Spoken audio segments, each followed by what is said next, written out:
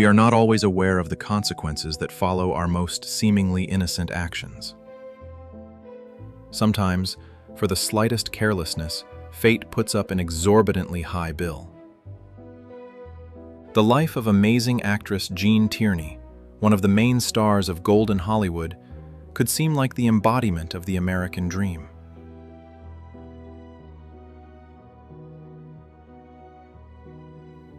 Outstanding beauty, a well-off family, a brilliant career and mutual love, she had all the ingredients of happiness. But one fleeting handshake split her fate into a cloudless before and a painful after. This is a story about an incredible and cruel combination of circumstances that forced the brilliant Jean to drink the cup of grief to the very bottom.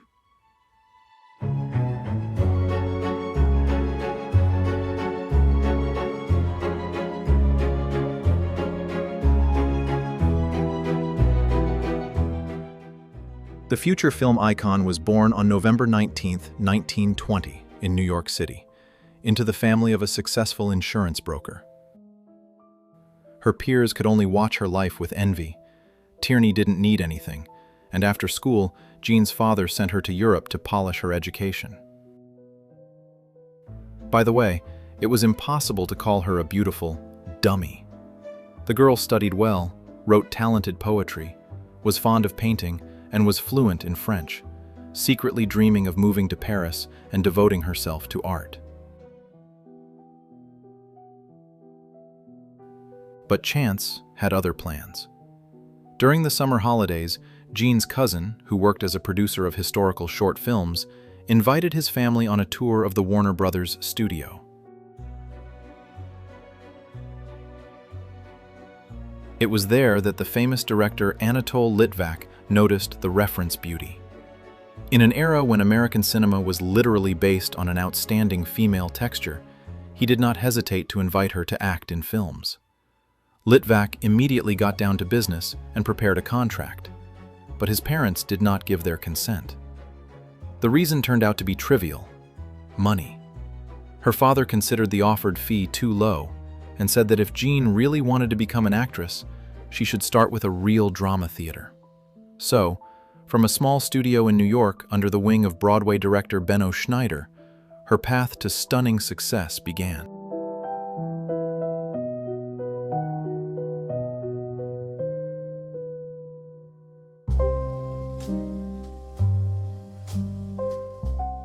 In 1941, ambitious career plans had to make room. Jean fell madly in love. Oleg Cassini, a talented designer, the son of a diplomat and Countess Margherita Cassini, became her chosen one.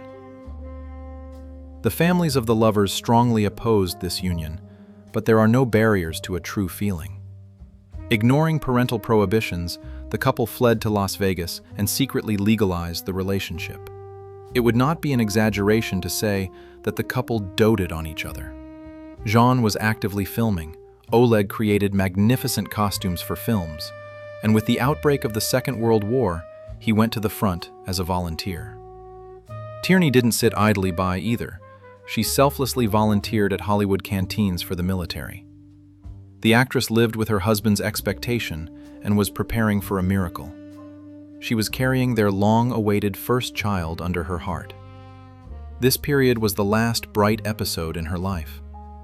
One evening, the studio organized a long-awaited meeting between Jean and her fans. Nothing foreshadowed trouble. The radiant actress signed autographs, hugged fans, and sincerely thanked the audience for their love.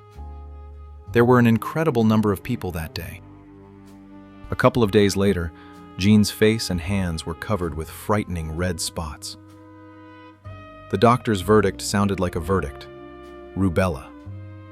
If this disease is easily tolerated in childhood and without consequences, then for an adult body, and even more so for a pregnant woman, it poses a deadly threat. The virus mercilessly hits the fetus. Their daughter, Antoinette Daria, was born prematurely, weighing barely 1.5 kilograms. The girl was blind, deaf, and suffered from severe mental retardation. At the same time, she looked no different from her peers and, moreover, inherited her mother's striking beauty. This fact only worsened the pain of Jean, who desperately believed that she could put the child on his feet. Unfortunately, medicine proved powerless. After hearing the doctor's final verdict, the Hollywood star began to rapidly sink into the darkness of depression. Tierney found out the cruelest truth only 2 years later. At one of the tennis tournaments, an enthusiastic fan approached her, and with a joyful smile, uttered words that were forever etched into the memory of the actress. "You probably don't remember me, but a couple of years ago you shook my hand, and I'll never forget it. I was ill with rubella at the time, but I just couldn't miss meeting you and came despite feeling unwell." Jean couldn't find the strength to answer. She stood silently, physically feeling her world crumble, absolutely crushed by this monstrous confession. It is known that on the same day, the distraught actress stood on the window ledge for about 2 hours. Soon, the couple had to make the hardest decision and send their daughter to a specialized clinic. The baby could not live a normal life, and her parents could not help her anymore. Unable to withstand the ordeal of grief, Jean and Oleg divorced. Trying to cope with the consequences of what happened, Tierney ended up in a psychiatric hospital. Severe shock therapy provoked blackouts in her memory, putting an end to her brilliant career. A woman crippled by fate, whose life was broken once and for all, desperately sought salvation in new feelings.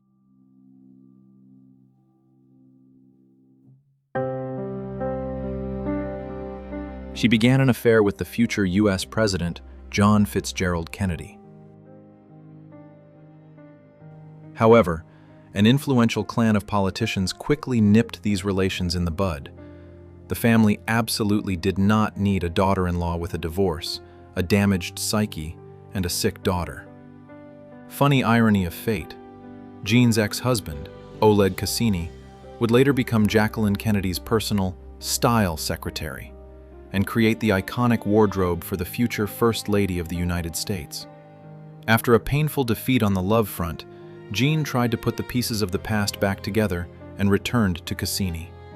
They had a perfectly healthy daughter, Christina, but they could not resurrect the old spark. They finally broke up, however, managing to maintain warm, friendly relations until Jean's departure in 1991. It was only in adulthood that fate finally took pity on her. Oil tycoon Howard Lee enveloped the exhausted actress with such unconditional love and care that her wounds began to heal. Jean's failing health prevented her from giving him a child, but Howard easily forgave her. Next to him, Tierney recovered emotionally and even found the strength to return to the set. Years later, Jean encountered John F. Kennedy again, already within the walls of the White House. The president, looking at his former lover, asked, "Well, how are you living?" Jean proudly raised her head and replied, "Just wonderful, because I have a loving husband who doesn't care if I'm an actress or not, crazy or not." Perhaps this biting phrase contains all the indomitable strength and dignity of an incredible woman who went through real hell, but did not allow herself to be completely broken.